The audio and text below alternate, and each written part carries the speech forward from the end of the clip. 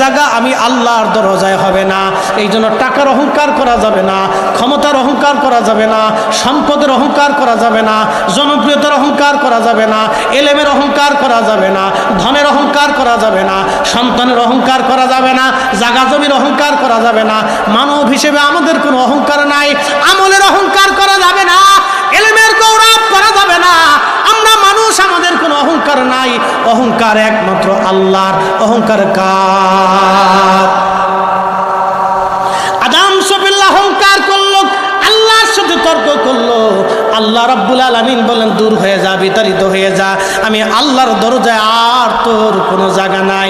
তার মানে আজাজিল যা করলো আমাদের উল্টা তাই করা লাগবে।